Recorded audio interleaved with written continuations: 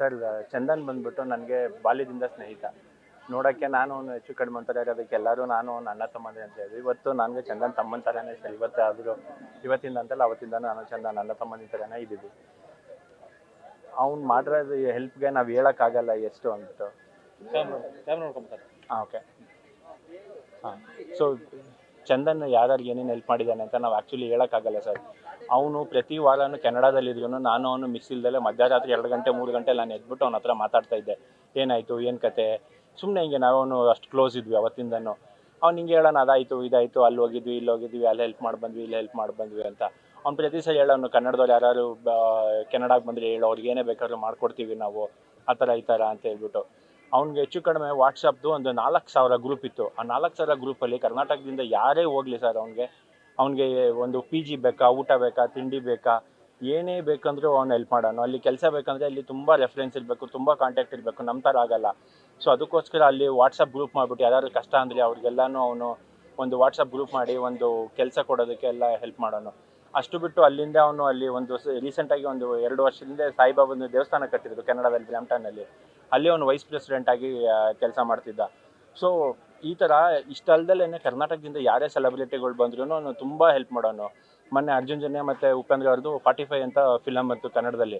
ಆ 45 ಫಿಲಮ್ಗೆ ಅರ್ಜುನ್ ಜನ್ಯ ಅವರೆಲ್ಲ ಅವ್ರಿಂದಾಗೆ ನಮಗೆ ಸ್ವಲ್ಪ ಪಬ್ಲಿಸಿಟಿ ಮಾಡಿಕೊಡಿ ಅಂತ ಅಲ್ಲಿ ಲೋಕಲ್ ಡಿಸ್ಟ್ರಿಬ್ಯೂಟರ್ ಹೇಳಿದ್ದಕ್ಕೆ ಅಲ್ಲಿ ಕೂಡ ಅವ್ನು ಓಡಾಡ್ಬಿಟ್ಟು ಹೆಚ್ಚು ಕಡಿಮೆ ಫಸ್ಟ್ ಶೋಗೆ ಅಲ್ಲಿ 450 ಜನನ ಟಿಕೆಟ್ನ ಹೌಸ್ಫುಲ್ ಮಾಡಿಸಿದ್ದ. ಆ ಥರ 25 ಶೋ ಅಲ್ಲಿ ಕನ್ನಡದಲ್ಲೇ ಹೌಸ್ಫುಲ್ ಶೋ ಮಾಡಿಸಿದ್ದ. ಅಂದರೆ ಯಾವುದೇ ಕನ್ನಡದವ್ರು ಚಿಕ್ಕ ಫಿಲಮ್ ಬರಲಿ ದೊಡ್ಡ ಫಿಲಮ್ ಬರಲಿ ಅವರಿಗೆ ಹೆಲ್ಪ್ ಮಾಡೋನು.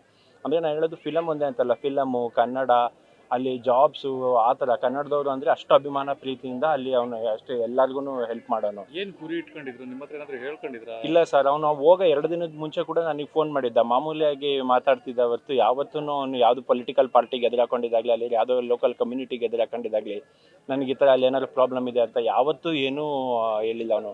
ಅವ್ನು ಹೋಗ ಸರ್ ರಾಜಕೀಯಕ್ಕೆ ಬರೋ ಮೂಮೆಂಟ್ ಏನಿಲ್ಲ. ಅದು ಆ್ಯಕ್ಚುಲಿ ಹೇಳ್ಬೇಕಂದ್ರೆ ಅವನಲ್ಲಿ ಪರ್ಮನೆಂಟ್ ರೆಸಿಡೆನ್ಸ್ ಅಂತಾರೆ ಕೆನಡಾದಲ್ಲಿ, PR ಅಂತಾರೆ. ಅದು ಅವನಿಗೆ ಅಲ್ಲಿ ರಾಜಕೀಯಕ್ಕೆ ಅಲ್ಲಿ ಲೋಕಲ್ ಕಮ್ಯುನಿಟಿಲಿ ರಾಜಕೀಯ ಮಾಡ್ಬೋದು ಹೊರತು ಅಲ್ಲಿ ಸಿಟಿಸನ್ಶಿಪ್ ಇರಲಿಲ್ಲ ಅವ್ನು ನಿಂತ್ಕೊಳ್ಳೋಕ್ಕೆ. ಅಲ್ಲಿ ಕೆನಡಾದಲ್ಲಿ 15 ವರ್ಷ ಆದರೆ ಮಾತ್ರ ಸಿಟಿಸನ್ಶಿಪ್ ಕೊಟ್ಟು ರಾಜಕೀಯಕ್ಕೆ ಬರೋಕ್ಕೆ ಪ್ಲಾನ್ ಇತ್ತು. ಬಟ್ ಅವ್ನಿಗೆಲ್ಲ ತುಂಬ ಪ್ರೆಷರ್ ಆಗ್ತಿದ್ದಲ್ಲಿ ರಾಜಕೀಯಕ್ಕೆ ಬಾ ಅಂತ. ಒಂದು ಸದ್ಯಕ್ಕೆ ಏನು ಪ್ಲಾನ್ ಇರಲಿಲ್ಲ ಅಲ್ಲಿ. ಸರ್ ಅದು ಅಲ್ಲಿ ಪೊಲೀಸ್ ಅವರು ಮತ್ತು ಅಲ್ಲಿ ಲೋಕಲ್ ಫ್ಯೂನರಲ್ ಹೌಸ್ ಅವ್ರು ಹೇಳೋದು ಇದು ತುಂಬ ಟಾರ್ಗೆಟೆಡ್ ಅಟ್ಯಾಕು ಮತ್ತು ತುಂಬ ಟಾರ್ಗೆಟೆಡ್ ಪ್ರೊಫೆಷನಲ್ ಅಟ್ಯಾಕ್ ಅಂತ. ಇದು ಸುಮ್ಮನೆ ಯಾರೋ ದಾರಿಯಲ್ಲಿ ಹೋಗೋರು ಬಂದು ಗುಂಡಿಕ್ಕಿ ಸಾಯಿಸೋದಲ್ಲ ಅಂತ. ಇದು ತುಂಬ ಟಾರ್ಗೆಟೆಡ್ ವೆರಿ ಪ್ರೊಫೆಷ್ನಲ್ ಕಿಲ್ಲಿಂಗ್ ಅಂತ ಅಲ್ಲಿ ಲೋಕಲ್ ಅವರು ಹೇಳೋದು. ಇಷ್ಟು ಟಾರ್ಗೆಟು ಇಷ್ಟು ಕ್ರೂರವಾಗಿ ಯಾರಿಗೆ ಮನ್ಸು ಬರುತ್ತೆ ಈ ಥರ ಏನಕ್ಕೆ ಮಾಡ್ತಾರೆ, ಅದು ಇಷ್ಟು ಒಳ್ಳೆಯವನಿಗೆ ಅಂತ ಗೊತ್ತಿಲ್ಲ. ಇಲ್ಲಿ ಭಾರತೀಯರು ಇಲ್ಲಿ ಕನ್ನಡದವರು ಆ ಥರ ಏನಾದ್ರು ಕೆಲಸ ಮಾಡ್ತಿದ್ದಕ್ಕೆ ಅಲ್ಲಿ ಆಯಿತಾ, ಇಲ್ಲ ಅಲ್ಲಿ ಲೋಕಲ್ ಕಮ್ಯುನಿಟಿಯವ್ರದ್ದು ಏನೋ ಪ್ರಾಬ್ಲಮ್ ಆಯ್ತಾ ಏನೂ ಗೊತ್ತಿಲ್ಲ. ಅವು ಹೋಗೋ 2 ದಿನ ಮುಂದಿನ ಕೂಡ ನನ್ನ ಜೊತೆ ಮಾತಾಡಿದ್ದಾನೆ, ಏನೂ ಸಮಸ್ಯೆ ಇಲ್ಲ, ಆರಾಮಾಗಿ ಮಾಮೂಲಿಯಾಗಿ ಮಾತಾಡ್ತಿದ್ದಾನೆ. ಅಲ್ಲಿ ಲೋಕಲ್ ಫ್ರೆಂಡ್ಸ್ ಕೂಡ ಹೇಳಿದ್ದಾರೆ, ಹೋಗೋ ಹಿಂದಿನ ದಿನ ಕೂಡ 2 ಅವರ್ ಟು 3 ಅವರ್ ಮುಂಚೆ ಕೂಡ ಕಾಫಿ ಕುಡಿಯೋಕೆ ಹೋಗೋಣ, ದೇವಸ್ಥಾನಕ್ಕೆ ಹೋಗೋಣ ಬಾ ಅಂತ ಎಲ್ಲ ಕರ್ಕೊಂಡು ಮಾತಾಡಿದ್ದಾರೆ. ಇಷ್ಟು ಇದ್ದಾಗ 1% ಕೂಡ ಎಲ್ಲೂ ಏನೋ ಇದ್ದಿದ್ರು ಅಷ್ಟು ಇದ್ದಿದ್ರೆ ಅವನ ಹತ್ರ ಮಾಡ್ತಾನೂ ಇರಲಿಲ್ಲ. ಸೊ ಈ ಥರ ಅಲ್ಲಿ ತುಂಬ ದುರಂತ ಅಂತ್ಯ ಆಯಿತು ನಮ್ಮ ಚಂದನ್ ಸರ್ ಅಲ್ಲಿ. ಡಾಕ್ಟರ್ ಸುಮುಖ್. ನ್ಯೂಸ್ ಫಸ್ಟ್ ನಿರ್ಭೀತಿಯಿಂದ ನಿಮ್ಮ ಪರವಾಗಿ.